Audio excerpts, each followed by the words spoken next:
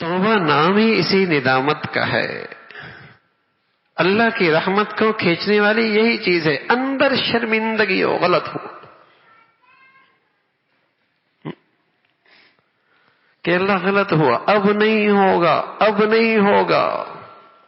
پھر دیکھیے میرے عزیزو، کوئی آدمی پھٹا نوٹ بینک میں لے جائے تو امید ہے وہ دوسرا دے دے گا، لیکن اگر اس سے لے کر سامنے پھاڑ دے تو جرم ہے نا. عدالت میں معافی مانگے لیکن ساتھ یہ بھی کہہ دے میں جرم سے باز نہیں آؤں گا، توہین عدالت ہے. سزا جرم کی بھی ملے گی، توہین عدالت کی بھی ملے گی. یہ استغفر اللہ تو کہے، ہاں، لیکن کہے گناہ بھی نہیں چھوڑوں گا، اپنی غلطی پہ ندامت بھی کوئی نہیں، اپنی زندگی کا رخ بھی نہیں بدلوں گا. یہ تو اللہ کی بے ادبی کر رہا ہے. ندامت تو ہو کہ اے اللہ اب نہیں کروں گا، لیکن شیطان اس سے بھی محروم کرنا چاہتا ہے اور دل میں وسوسہ ڈالتا ہے. اگر تو نے اللہ کے سامنے یہ کر دیا، کل تو پھر ایسا ہی کر لے گا. ارے میرے عزیزو، اس خیال کو جھٹک دو اور اسے سمجھاؤ کہ پیاس لگتی ہے، اس لیے تو پانی پینا نہیں چھوڑتا کہ پھر لگ جائے گی. کھانا کھاتا ہوں اس لیے تو نہیں چھوڑتا کہ پھر بھوک لگ جائے گی. کپڑے گندے ہو جاتے ہیں اس لیے پہننا تو نہیں چھوڑتا کہ پھر گندے ہو جائیں گے. کیا کہتے ہیں؟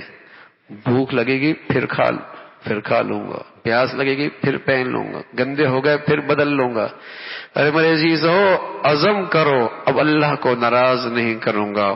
پھر کبھی ہو گیا پھر اپنے مولا کو منا لوں گا، پھر اپنے اللہ کو منا لوں گا.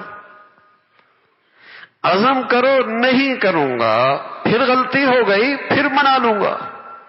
ان اللہ یحب التوابین، وہ تو ایسا پیارا ہے.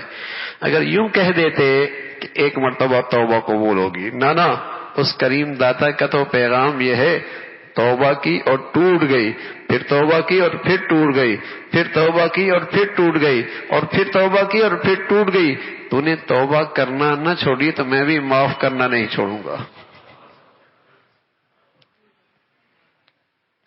توبہ تو ہو، ندامت تو ہو، شرمندگی تو ہو. تو میرے عزیزو دیر نہ کریں. ابھی میں نے جو جنازہ پڑھایا نا، کوئی بوڑھا آدمی تھا، نوجوان آدمی تھا. کس غلط فہمیوں میں، کس انتظار میں ہیں کیا پتا. پل کی خبر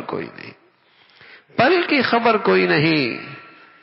ہر وقت توبہ تائب رہیں، صاف ستھری زندگی رکھیں. ابھی اللہ بلا لے، ابھی اللہ کے پاس ہے. اللہ ہم سب کو ایسی مبارک زندگی نصیب فرما دے بھائی.